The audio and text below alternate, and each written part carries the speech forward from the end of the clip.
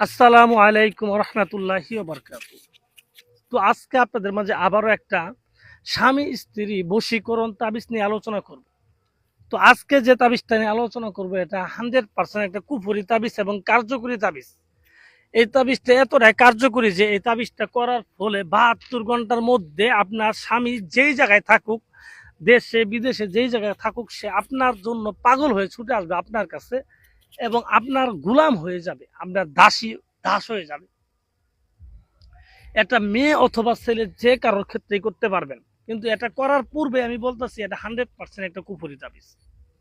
তো যারা নিজের স্বামীকে বা নিজের প্রেমিককে বশ করার জন্য বা বিয়ে করার জন্য বিভিন্ন কবিরাজ তান্ত্রিকের পিছিয়ে ঘুরতে ঘুরতে জীবনটা শেষ করে ফেলালেন কিন্তু কাজের কোনো রেজাল্ট পারেন না, আমি ওই সব লোকদের বলবো আপনারা আর কবিরাজের পিছিয়ে না ঘোরাঘুরি করে আমার দেখানো তাবিজটা নিয়ে কাজ করেন, আপনি 100% কাজ হবে।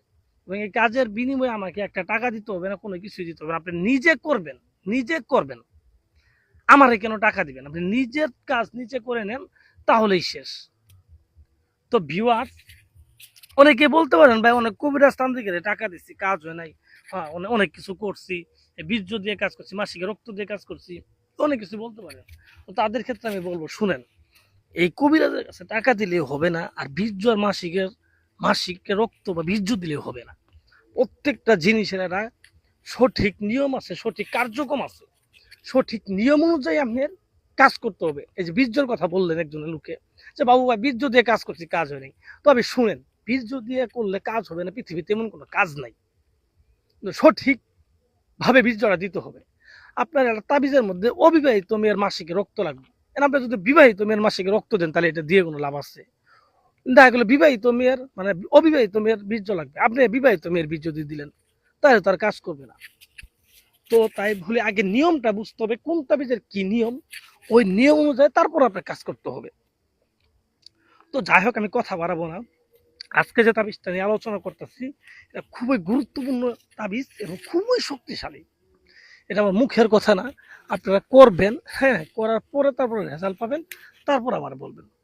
তো ভিউয়ার্স, আসলে আমি আপনাদের মাঝে কথাটা বাড়াইতে চাইতেছি না, কথা বাড়াইলে সারাদিন কথা বলা যাবে, কিন্তু কথা বলার চেয়ে আপনার গুরুত্বপূর্ণ বিষয় হচ্ছে বিষয়টা আপনাকে বোঝানো। আপনার যদি আমি অল্প কথাতে বুঝাইতে পারি, সেই ক্ষেত্রে তো আমার এত কথা বলার কোনো প্রয়োজন নাই।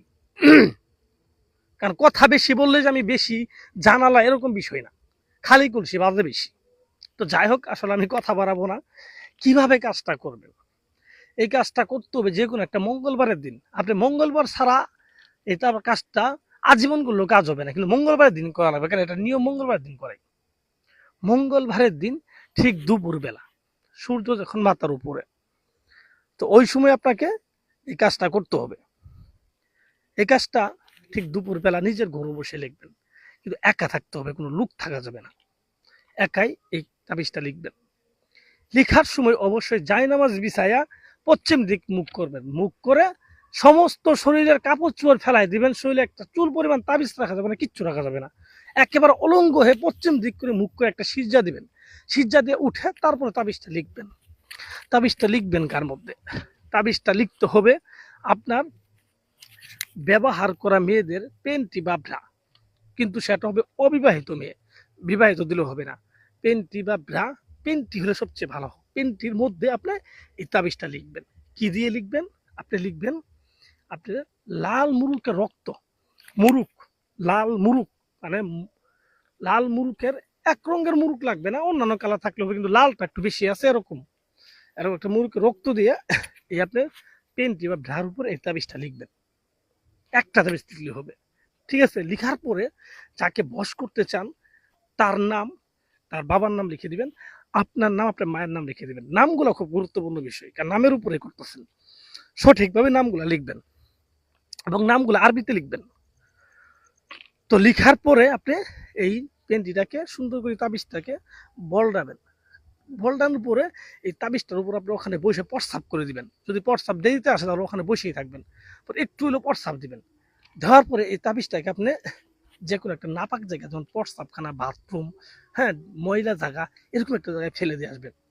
ফেলে দিয়ে আসবেন, দেখবেন আমরা 24 ঘন্টার মধ্যে এমন একটা জিনে এই তাবিজটার মধ্যে এমন অবস্থা করব, এই তাবিজটা আগুন লেগে পুড়ে যাবে, আপনি নিজে যেয়ে পরের দিন দেখতে পারবেন।